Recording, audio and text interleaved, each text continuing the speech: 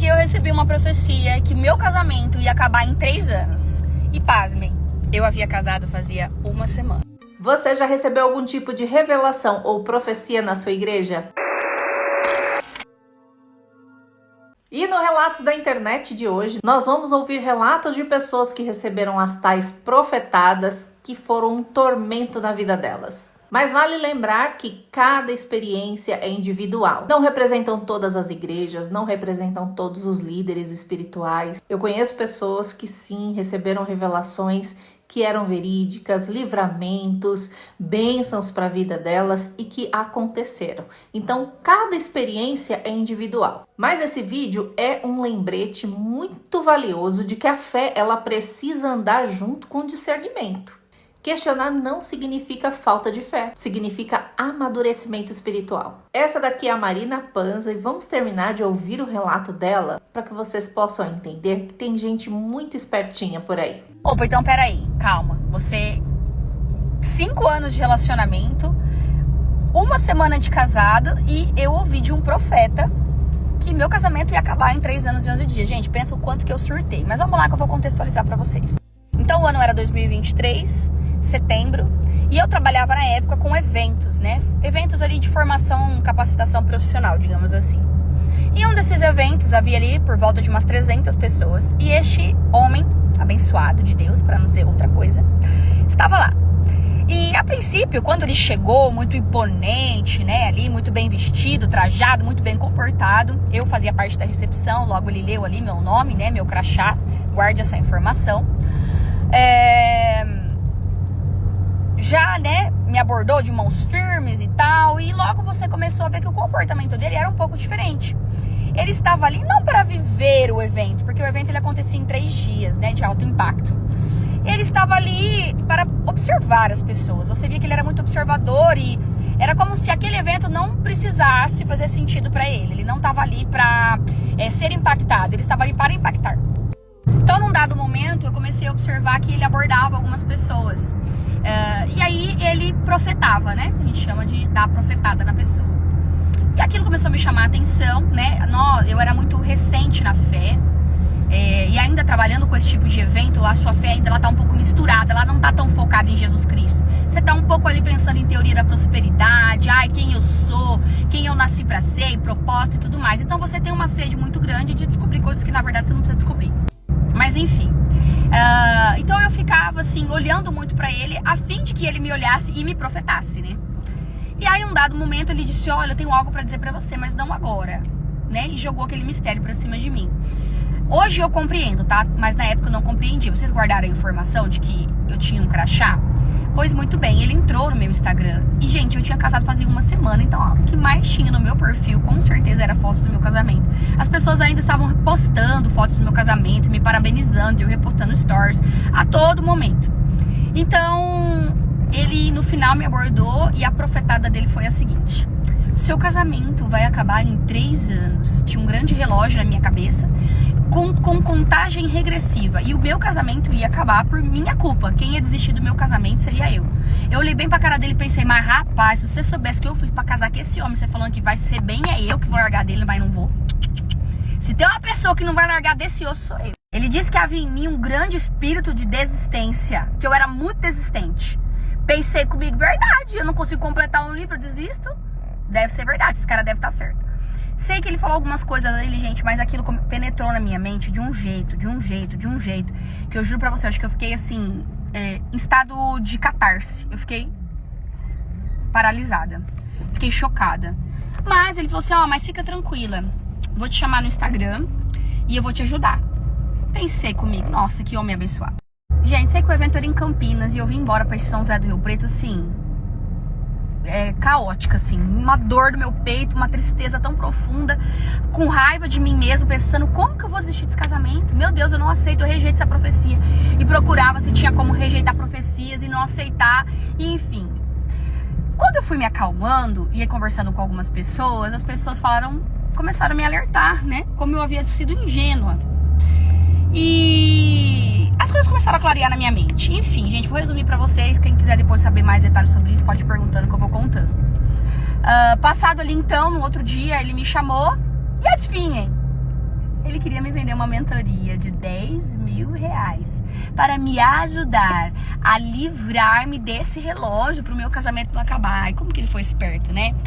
Ele entrou no meu Instagram, viu qual era a minha joia mais preciosa, que era o meu casamento naquele momento.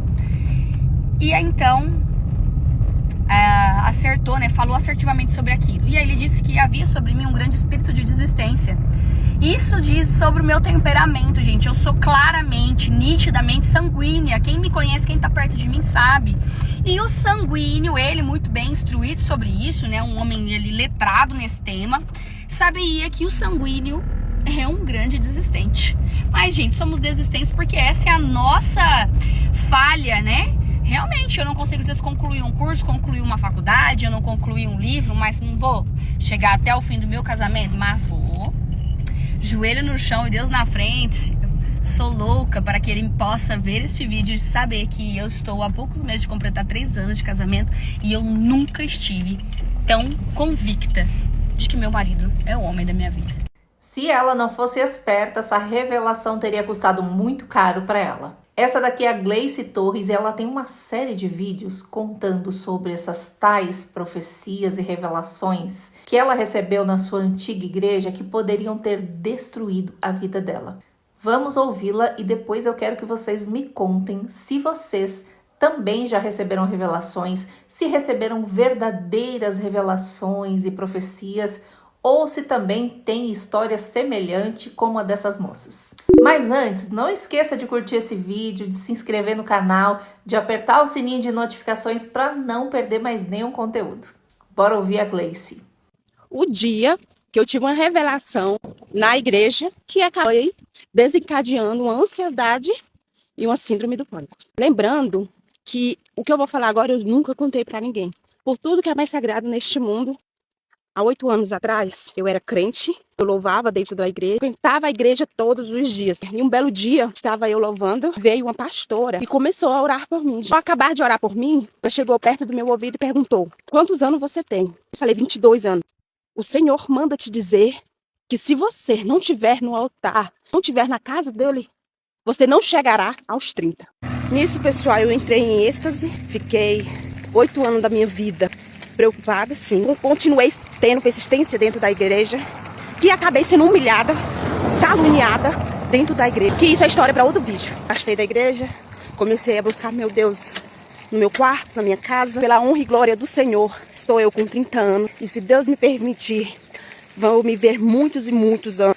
E lembrar, gente, que existem pessoas que não são usadas por Deus. A igreja, quem é a igreja? É o povo. A igreja tem a capacidade de te destruir, de te humilhar, de te caluniar, de levantar falsos contra você.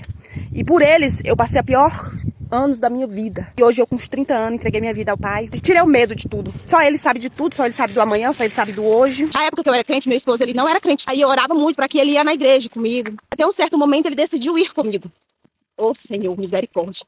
Lá tinha uma pregadora de fora, de outra cidade. Lembrando que eu já tinha recebido a revelação que eu contei aqui no vídeo anterior. Aí começou as revelações. Começou a falar que ali tinha um casal que estava passando por momentos difíceis. E eu já comecei, falei, pode ser eu.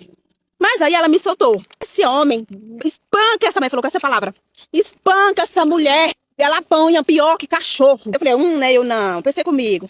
Olhei pra ele, eu dei uma olhada pra ele e ainda ri. E aí ela viu que não estava bom, gente. Falou assim, pode vir, minha filha, que ele não vai te bater mais. E eu olhei pra trás e falei, quem será? Juro pra você, gente, por tudo que é mais sagrado, eu não tô mentindo. E eu tenho 13 anos casada com meu esposo. E por esse sol que está me alumiando agora, pelos 3 filhos que Deus me deu, pela dádiva que me deu, meu esposo nunca triscou a mão em mim. Pegou perto de mim, gente, e me puxou pelos braços. Juro pra vocês, a igreja lotada, falando, venha, não tenha medo, não. Ali, gente, eu me senti humilhada. Eu vi os olhares julgadores, eu vi o semblante do meu esposo, eu me senti um lixo porque eu não pude defender ele. Não tive discernimento de estar ali defendendo ele, gente. Eu fui falha, eu fui ser humano, eu abaixei a minha cabeça e ele ficou com a vergonha. Como minha cidade é pequena, eu pensei comigo, meu Deus, por que mais uma vez comigo, pai? O senhor sabe que eu vou ser difamado, o senhor sabe que aqui o pessoal vai falar... E eu sentei ao lado dele, minha vontade era pegar nas mãos dele e ir embora na mesma da hora, gente. Eu cheguei em casa, pessoal, entrei pro meu quarto, chorei mais de uma vez. Eu falava assim, meu Deus, por que comigo mais uma vez? Porque eu tenho que passar por isso toda vez.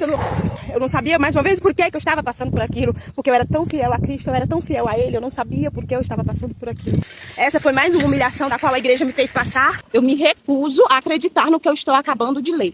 Mais uma religiosa falando baboseira. Quem não tem discernimento das palavras é você. Quando eu me refiro à igreja, estou falando das pessoas.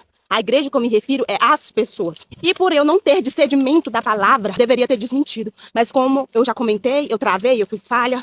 Eu não protegi o meu esposo.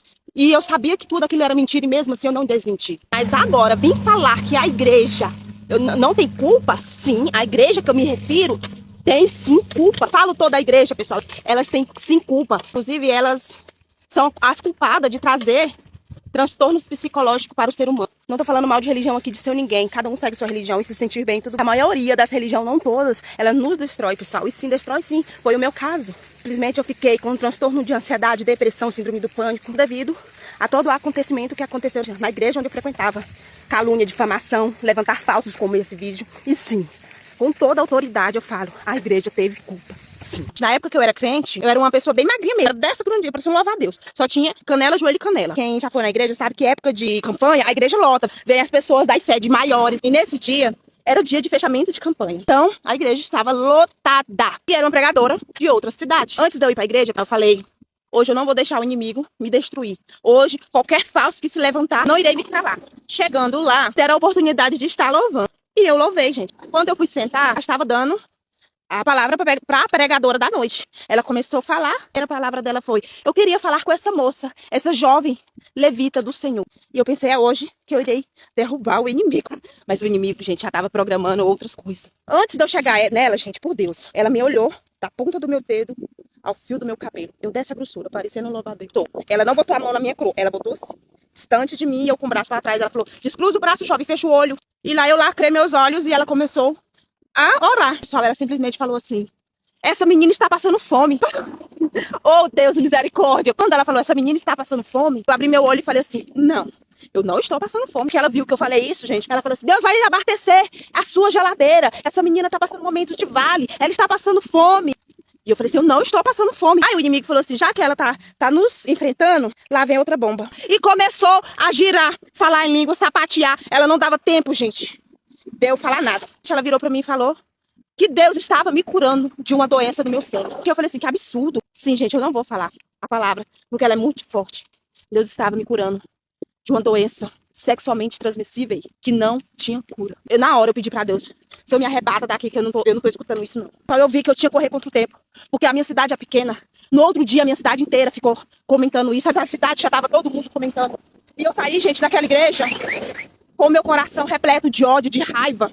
E aí eu fui correr contra o tempo, fazer meus exames particulares, gente, eu corri. Fiz todos os meus exames particulares. E a pastora da igreja, no outro dia, foi até a minha casa, me pedir perdão pelo que tinha acontecido. Eu falei, você tinha que ter me pedido perdão naquela hora. Você tinha que ter levantado e me protegido naquela hora. Não era ter deixado me difamar no meio praticamente da cidade toda. Gente, pela honra e glória do Senhor, meu Deus, eu tenho até hoje os meus exames. O meu sangue é purificado, meu sangue ele é limpo, pela honra e glória do Senhor. Deus sabe, o Espírito Santo de Deus sabe. Então eu queria desmentir aquela calúnia. Eu queria que a igreja me desse a oportunidade para me estar levando todos os meus exames, esfregar na cara de cada um daquela igreja. Então eu passei, gente, 3 anos, 2 vezes no ano, repetindo todos os meus exames. Deus, ele não é religião, ele é amor, ele é humanidade. E sim, a religião te destrói, como me destruiu. Só que eu tô aqui pedindo que Deus continue a me abençoar. Tentou destruir, né? Mas não conseguiu, graças a Deus. Gente do céu, que absurdo! E como que a igreja não é responsável por isso? É claro que é responsável, sim. Ela poderia facilmente processar por calúnia e difamação. Imaginem só a tragédia que poderia acontecer a uma pessoa mais sensível emocionalmente que não suporta a pressão. Gente do céu, vamos tomar mais cuidado. Eu tô lendo aqui alguns comentários, não só desse vídeo, como de outros vídeos também. E essa moça escreveu um negócio aqui que é de arrepiar. Já me ocorreu de um pastor revelar que fizeram macumba para mim, mas ele não falou o nome da pessoa. Ele me disse que para ser revelado ele tinha que ir subir um monte e orar por mim lá. Mas para ir a esse monte eu tinha que ajudar com gasolina para ele poder ir para lá. Mandei R$50 e ele mandava áudio orando. E eu ficava com medo porque eu queria saber, mas lá no fundo eu sentia que isso era tudo enganação, mas não queria aceitar. Passou alguns dias, eu só mandando dinheiro para ele me revelar quem era a pessoa e ele só me enrolava. Chegou um momento que Deus tocou no meu coração e eu falei com o pastor e disse que ele era um lobo em pele de cordeiro que usava o nome de Jesus para enganar as pessoas e que ele iria pagar conta com Deus. Falei que de pastor ele não tinha nada. Fez muito bem. Fui revelada com 3 pedras na vesícula. Detalhe, estava com cirurgia marcada. Voltei no médico, refiz a ultrassom e cadê as pedras? Jesus me curou. Temos que vigiar, mas Deus revela sim. Eu com 15 anos recebi de presente uma surra do meu pai, porque foi revelação que o pastor deu para ele que eu era tudo de ruim e nos meus 15 anos eu iria me perder no mundão. Daí logo depois, com 16, foi me revelado que eu iria morrer. Não passaria dos 16 se eu não voltasse a frequentar a igreja. Meu Deus. Estou com 36 e a minha infância até a adolescência foram os piores anos por conta do fanatismo dos meus pais. E eu que sempre que ia na igreja, eles me chamavam lá na frente e começava a repreender o espírito de prostituição. E eu só tinha 12 anos. É pecado ir para a igreja atrás de profecias. Você vai para a igreja para quê? Primeiro para adorar a Deus. Mas você vai para ouvir a palavra de Deus, que é a maior profecia. As pessoas têm procurado nos dias de hoje ir atrás de profetas, inclusive em rede social. Existem inúmeras lives de, entre aspas, revelação. Não é dessa forma que Deus age. Quando Deus quer falar com o homem, a profecia é Deus falando com o homem. Você não precisa correr atrás. Deus vai até você de uma forma ou de outra. Quando você vai atrás de profecias, há um grande risco, e normalmente é o que nós temos visto, de que o homem profetize na carne, através do seu intelecto. Sempre tem o crivo de Deuteronômio, capítulo 18, verso 20 ao verso 22. 1 João, capítulo 4, verso 1. Tenha sempre o crivo da palavra de Deus, para você não cair em qualquer cilada de profecia. Por quê? Porque muitos falsos profetas têm saído pelo mundo fora. Muito cuidado com isso. Deus abençoe.